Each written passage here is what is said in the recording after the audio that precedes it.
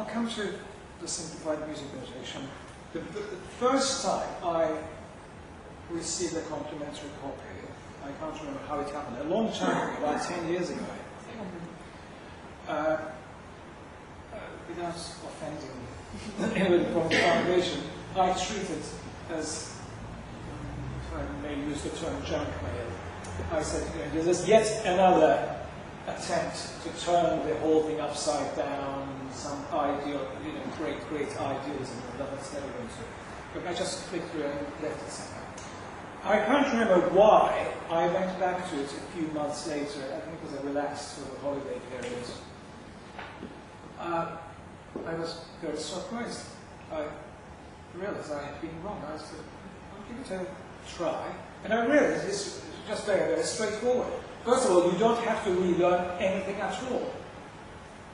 Am I exaggerating, Adam? No, you don't. You actually don't replace anything you've learned in sight reading, in music reading, with something else. You actually introduce, you get rid of some of the difficulties. I look at it like that. And what is introduced is, as I say, not relearning, but adding another dimension which simplifies everything. In the training of musicians, getting rid of unnecessary complications should be our aim. The other aspect is some of these difficulties, or sort of flying through, conquering these difficulties, some of these don't have anything musical about them. I am referring to things like what is being addressed by the simplified notation system. For example, one of the things it addresses, mainly it addresses, is the issues related to memory and retention, to retentive memory. I don't think there's anything musical or sort of musicianly about being able to remember in a very long bar, let's say 12/8, the way slow movements of Bach, Mozart sometimes is notated. It's a slow tempo, but a very long time signature involving many, many beats, and they're subdivided. And in passages of passing modulations, etc., you can actually get quite a number of accidentals appearing, disappearing. The better the composer, the more unpredictable it is.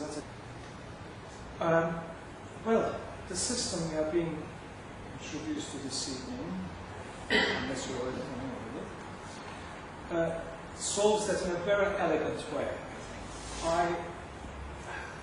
I've decided, after looking at it a number of times, to start with, then trying it out with my own students and friends and relatives.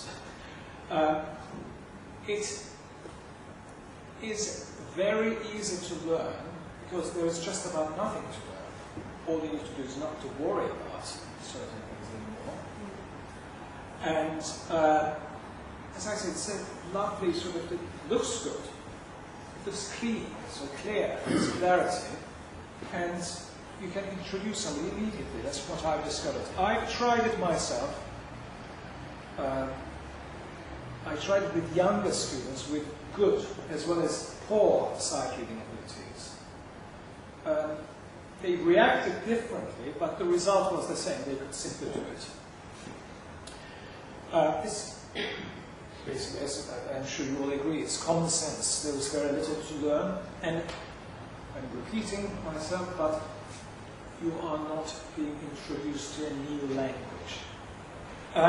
I do such, I mean, my view is that we should, as publishers, educators, composers, we should try it, give it a go, and I feel strongly will benefit from